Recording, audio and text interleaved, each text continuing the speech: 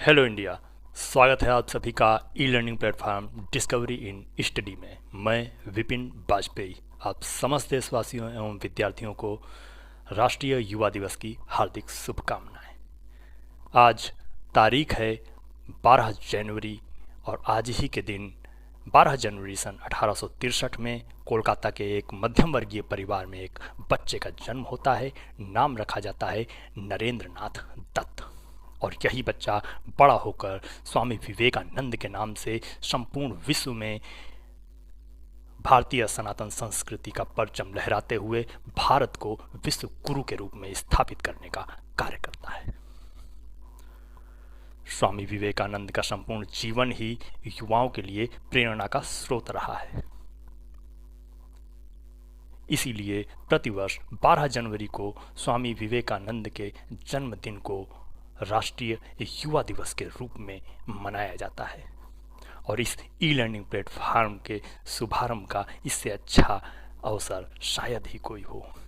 इसीलिए आज ही के दिन इस ई लर्निंग प्लेटफॉर्म का शुभारंभ कर रहे हैं।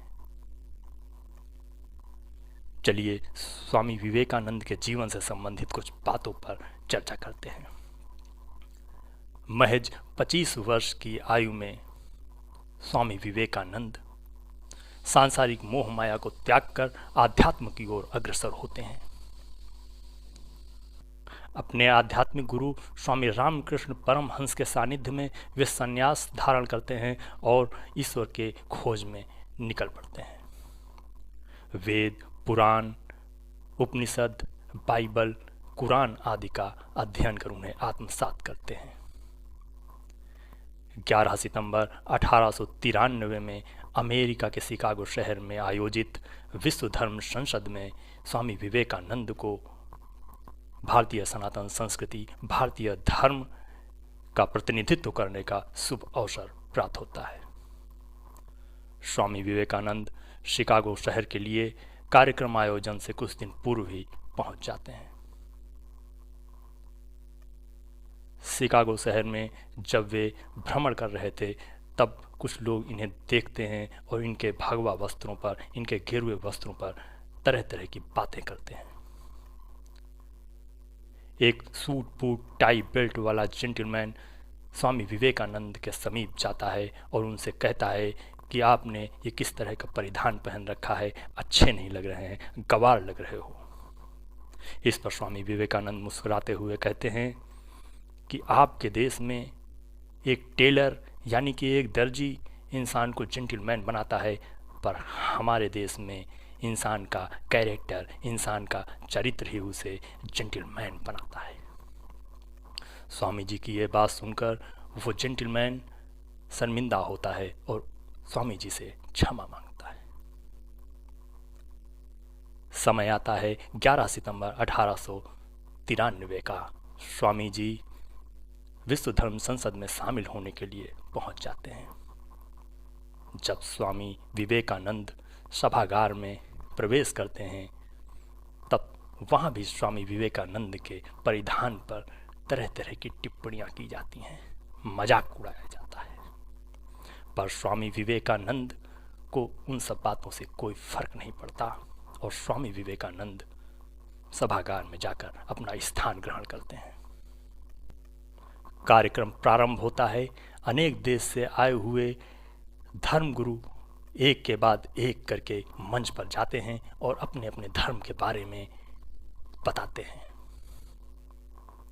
स्वामी विवेकानंद उन सब की बातों को बड़े ही ध्यान से सुनते हैं और उसी मंच पे एक टेबल के ऊपर सभी देशों के धर्म ग्रंथ रखे होते हैं, जिसमें वेद सबसे नीचे होते हैं और अन्य ग्रंथ वेदों के ऊपर एक लगे होते हैं। ये देखकर स्वामी विवेकानंद के समीप बैठा एक जेंटलमैन स्वामी जी से कहता है, स्वामी जी आपके वेदों की स्थिति तो देखिए, सभी वेद ग्रंथों के नीचे दबे हुए हैं। आपके वेदों की स्थिति दबी और कुचली जैसी है। इस पर स्वामी विवेकानंद कहते हैं कि जड़ हमेशा नीचे ही होती है और ये वेद ही समूल ग्रंथों के मूल हैं। इन सभी धर्मों की उत्पत्ति वेदों से ही हुई है। ये सुनकर वो जेंटलमैन बड़ा ही शर्मिंदा होता है। स्वामी विवेकानंद को भारतीय सनातन धर्म के बारे में बोलने के लिए मंच पर आमंत्रित किया जाता है, परंतु उन्हें बोलने के लिए मात्र 2 मिनट का समय दिया जाता है। सभागार में बैठे हुए सभी व्यक्तियों की निगाहें स्वामी विवेकानंद के ऊपर होती हैं। स्वामी विवेकानंद मंच की ओर अग्रसर होते हैं। सभी व्यक्तियों के मन में एक ही बात होती है कि आखिर ये भगवाधारी 2 मिनट में क्या ही बोलेगा। परंतु जब स्वामी विवेकानंद अपनी स्पीच प्रारंभ करते हैं तो वे पहले ही वाक्य में कुछ ऐसा कह जाते हैं कि सभागार में बैठे हुए सभी लोग आश्चर्यचकित हो जाते हैं। स्वामी विवेकानंद अपने पहले ही वाक्य में अमेरिकी वासियों को हिंदी में संबोधित करते हुए कहते हैं, मेरे अमेरिकी भाइयों एवं बहनों। वहां बैठे सभी अमेरिकी वासी आश्चर्यचकित हो जाते हैं और वे ये सोचने पर विवश हो जाते हैं कि आखिर किस एंगल से स्वामी विवेकानंद ने उन्हें भाइयों एवं बहनों कहकर संबोधित किया है। न वो खून का रिश्ता है, न शहर का रिश्ता है, न परिवार का रिश्ता है, न देश का रिश्ता है। 7 समुंदर पार से आया कोई व्यक्ति उन्हें भाई और बहन कहकर संबोधित कर रहा है। परंतु सभागार में बैठे कुछ बुद्धिजीवी स्वामी विवेकानंद की बातों को समझते हैं और वे तालियां बजाते हैं। देखते ही देखते संपूर्ण सभागार तालियों की गड़गड़ाहट से गूंज उठता है, क्योंकि स्वामी विवेकानंद ने अपने उस पहले वाक्य से ही भारतीय सनातन संस्कृति को उजागर करते हुए वसुधैव कुटुंबकम की भावना को संपूर्ण विश्व के सामने प्रस्तुत कर दिया था। सभागार में बैठे हुए सभी लोगों को स्वामी विवेकानंद ने यह संदेश दिया था कि संपूर्ण विश्व ही उनका परिवार है और सभी लोग भाई बहन हैं। स्वामी विवेकानंद का ये भाषण की ये स्पीच इतिहास के पन्नों पे सदा ही स्वर्णिम अक्षरों से अंकित रहेगी।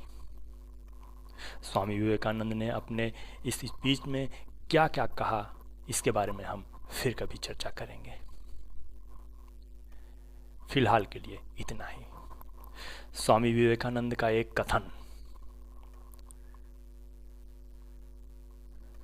जो हमेशा ही युवाओं के लिए प्रेरणा का स्रोत रहता है, और वो कथन है, उठो जागो और तब तक ना रुको जब तक अपने लक्ष्य को प्राप्त ना कर लो।